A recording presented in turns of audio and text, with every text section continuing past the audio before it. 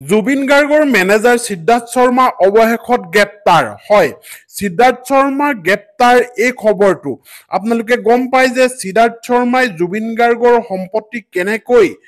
নিজৰ হাতলৈ আনিছিলে সম্পূৰ্ণ নিউজবোৰ আপোনালোকে চাইছে কাৰণ নিজৰ সিম কাৰ্ডটো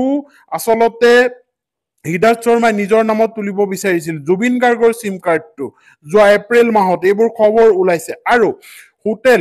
হোটেল এখনো তেওঁ নিজৰ কৰি লৈছিল তেওঁ 20%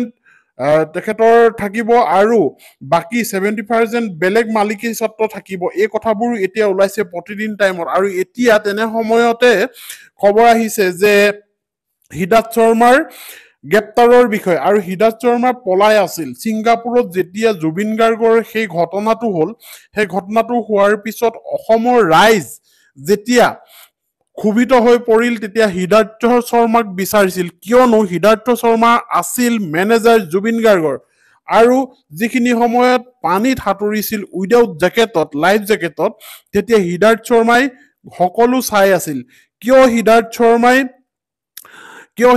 শৰ্মাই সেইটো বাধা দিয়া নাছিল দুদিনকৈ ঔষধ খোৱা নাছিল এনেকুৱাবোৰ কথাৰ কাৰণে সিদ্ধাৰ্থ শৰ্মাক অসমৰ ৰাইজে আচলতে বেয়াকৈ কৈ আছিল তই আহিলে চাই ল'ম এনেকুৱা কথা গতিকে শেষৰ অন্ত্যেষ্টিক্ৰিয়াৰ জুবিন গাৰ্গৰ শেষৰ অন্ত্যেষ্টিক্ৰিয়াৰ সেই কাৰ্যসূচীত সিদ্ধাৰ্থ শৰ্মা আচলতে থাকিব নোৱাৰিলে ছিংগাপুৰৰ পৰা ঠিকেই আহি দিল্লী পাইছিলহি আৰু দিল্লী পোৱাৰ পিছত তেওঁ অন্তৰ্ধান হ'ল আৰু অন্তৰ্ধান হোৱাৰ পিছত এতিয়া এই সিদ্ধাৰ্থ শৰ্মাক আপোনালোকে গম পাইছে এই সিদ্ধাৰ্থ শৰ্মাই আৰু এনেকুৱা ধৰণৰ কুকীৰ্তি কৰিছে যিবোৰ কুকীৰ্তি আপোনালোকে এটাকৈ আচলতে গম পাই আছে এই সিদ্ধাৰ্থ শৰ্মাই জুবিন গাৰ্গৰ টকা নিজৰ পকেটলৈ নি গোটেইখিনি সৰলুকি কৰিছে এতিয়া কথা ওলাইছে জুবিন গাৰ্গৰ গানৰ যিবোৰ ৰয়েলিটি আমি যে গান শুনো সেই গানবোৰৰ ৰয়েলিটি আচলতে সিদ্ধাৰ্থ শৰ্মাৰ পকেটলৈ গৈছে এতিয়া প্ৰশ্ন হৈছে এই সিদ্ধাৰ্থ শৰ্মাৰ গ্ৰেপ্তাৰ হয় এই সিদ্ধাৰ্থ শৰ্মাই বিল্ডিং বনাইছে ঘৰ বনাইছে বটলিং কোম্পানী তেওঁ কৰিছে কিন্তু পাৰ্টনাৰত কৰিছে কেইবাটাও ব্যৱসায় কাৰণ তেওঁ বাচি যাবৰ কাৰণে এইখিনি সুবিধা হৈছে এতিয়া এজন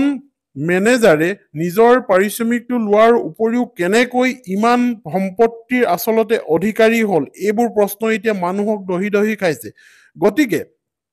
সকলো ৰাইজে বৰ্তমান সময়ত আশা কৰিছে যে এই সিদ্ধাৰ্থ শৰ্মা কোন কিন্তু এইখিনি সময়তে খবৰ আহি পৰিছে সিদ্ধাৰ্থ শৰ্মা আচলতে এতিয়া শ্বিলঙত আছে বুলি হয় তেখেতৰ জুবিন গাৰ্গৰ সহযোগী শিল্পীয়ে আচলতে এটা বাইট দিছে যে শ্বিলঙত আচলতে আত্মগোপন কৰি আছে সিদ্ধাৰ্থ শৰ্মাই ক'ৰ পৰা আহি ছিংগাপুৰৰ পৰা অহা আজি কেইবাদিনো হৈ গ'ল জুবিনৰ নৰস্ব দেহৰ লগতে দিল্লীলৈ আহিছিল আৰু দিল্লীৰ পৰা তেওঁ আহি শ্বিলঙত আচলতে আত্মগোপন কৰি আছে বুলি বিশেষ সূত্ৰই জানিবলৈ দিছে আৰু এটা বাইট ওলাইছে গতিকে বৰ্তমান সময়ত সকলোৱে আশা কৰিছে যে সিদ্ধাৰ্থ শৰ্মা কেতিয়া গ্ৰেপ্তাৰ হ'ব এনেকুৱা এটা নিউজ আহিব নেকি সিদ্ধাৰ্থ শৰ্মা অৱশেষত গ্ৰেপ্তাৰ এই নিউজটোৰ কাৰণে আচলতে ৰাইজে অধীৰ আগ্ৰহেৰে অপেক্ষা কৰি আছে অৱশেষত সিদ্ধাৰ্থ শৰ্মা গ্ৰেপ্তাৰ হ'ল এনেকুৱা ধৰণৰ এটা নিউজ আহিব নেকি এইটোৰ কাৰণে অসমৰ জুবিনৰ অনুৰাগীসকলে অপেক্ষা কৰি আছে আৰু সকলোৱে অপেক্ষা কৰি আছে